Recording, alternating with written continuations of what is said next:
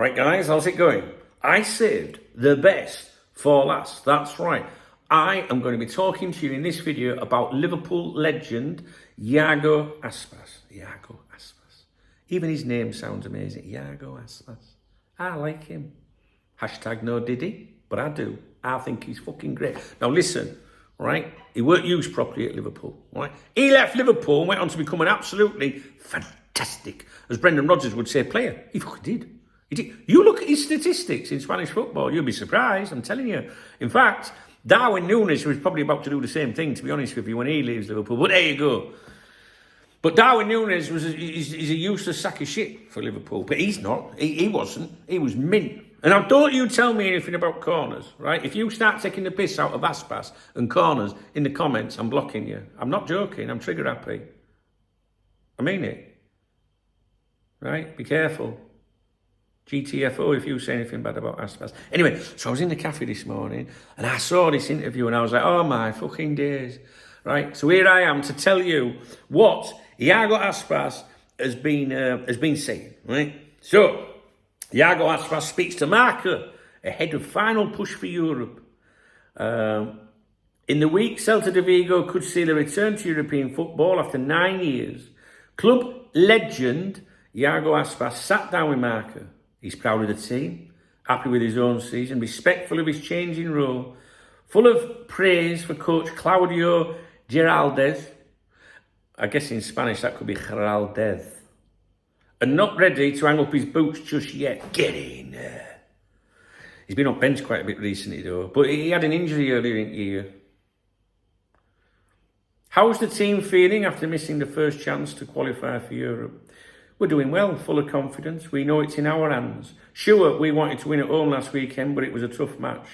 Rio were also fighting for Europe. If they lost or drew, they were basically out. They're a solid team, and it was never going to be easy.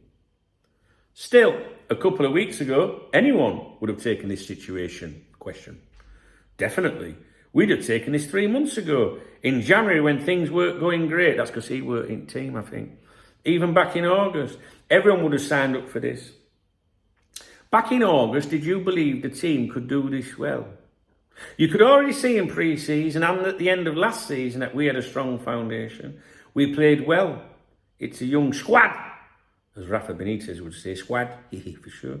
But very enthusiastic, and we've progressed throughout the year. What kind of game do you expect in Getafe? It'll be hard. They'll always press high, especially at home. Lots of crosses, long balls, second balls. That's what we've been preparing for all week. Don't tell them that, you silly cunt. Sorry. Even if you don't qualify, this season is a huge success, right? Absolutely. Worst case scenario, we finish 9th, and anyone would have taken that in August. Over 2,000 fans are going to Getafe. What does that say about the team and fan connection this season? It's been incredible. That connection has carried us through, especially at home. We've had big comebacks and tough games where the fans lifted us. The only thing that held us back a little was our form away from home early in the season. Is the Getafe match more suited to veterans? Anything can happen. Sometimes experience helps, sometimes it's the young lads who shine. Every game has its own story. Emotions, final minutes, a good start, you never know. What's been the key to Celta's success this season? Team unity. The staff emphasised it from pre-season. We didn't sign loads, but the ones who came in had quality, as Rafa. We mixed veterans with young players and some who were hitting great form. That balance helped us fight for a top 7 spot. What's Claudio Giraldez brought to his team? His identity. From day one, even last season, he had a clear idea, a brave team that plays in the opposition half and controls the ball. That's been consistent, and we've had a clear style all year. Do you identify with that playing style? Definitely. You once said you wish you'd played under Claudio earlier in your career. Even at 30, I would have loved it. He's still going now, you know. His style fits mine. I think he would have got the best out of me. Imagine that. Imagine Iago Aspas being even better. How does he help you now? He's helped me adapt from being the main guy playing everything to being part of a new generation coming through, benched. But he comes off the bench and scores, just saying. He's helped the team evolve and helped me contribute, even if I'm not as involved as before. You've matched last season's goal tally with 1,000 fewer minutes. How was that felt? There were two parts to my season. I felt great early on, but after the Christmas break, I got injured in the first match back. That really knocked me off. I missed more than a month. Football is so physical now. It's all about stats. Players like athletes. Yeah, but he still matched last season's goal tally with 1,000 fewer minutes, just saying.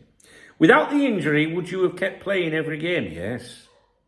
I was flying. That injury killed my momentum. How are you handling having fewer minutes this season? Disgraceful. Naturally, sometimes the coach talks to me about it, sometimes not. As long as we're getting results, I don't need to be the main man. Have the coach's squad rotations helped the team stay fresh? Yes, you can see it. Apart from the Rayo match, the last 8 games have been excellent. Not relying on the same 10, 12 players all the time means we're arriving at the final game with fresh legs and clear ideas. You've got a year left on your contract. Any plans to retire? I'm taking it naturally. Honestly, I go week by week. In 2 months, I might feel awful and want to quit. In 6 months, I might feel amazing again. Right now, I haven't decided anything. Do you see the team playing in Europe next season? That's the dream. We've been fighting for it since August. It would be a dream come true. Some say this team isn't ready for Europe. What would you say to them? I'd tell them to go fuck. No, he didn't say that. That's because they've never experienced it. I did it 9 years ago, and it's incredible. Facing top European sides, going to legendary stadiums like Anfield, the one I used to boss.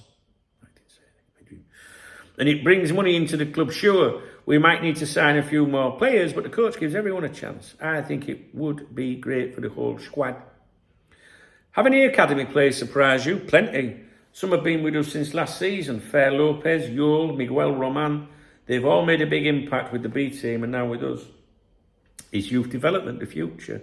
That's always been our model, especially since Carlos Mourinho took over in 2010. Some years produce more talent than others, and sometimes we sell them because it helps the club financially.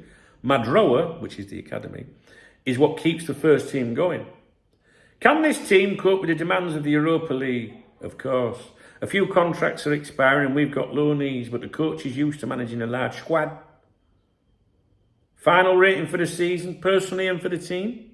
For the team, almost top marks. If we make Europe, it'll be honours level.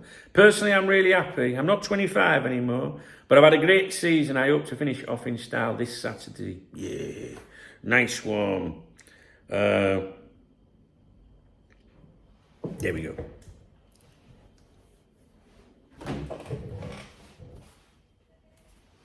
I like Aspas, man. Listen, if you followed me before we signed Aspas, right?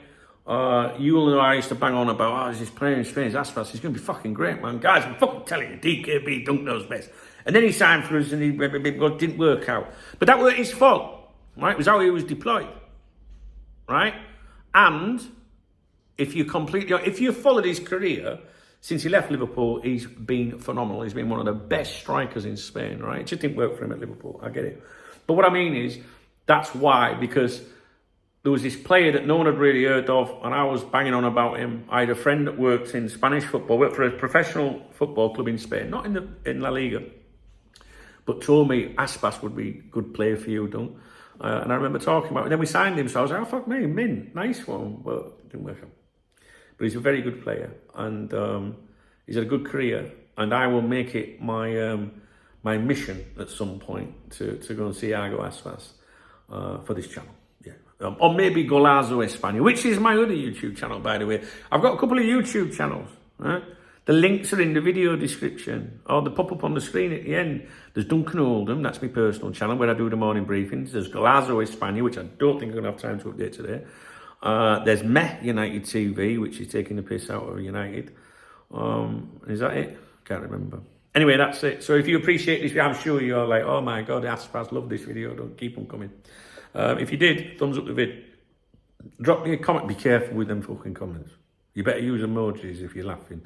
I'm not even joking.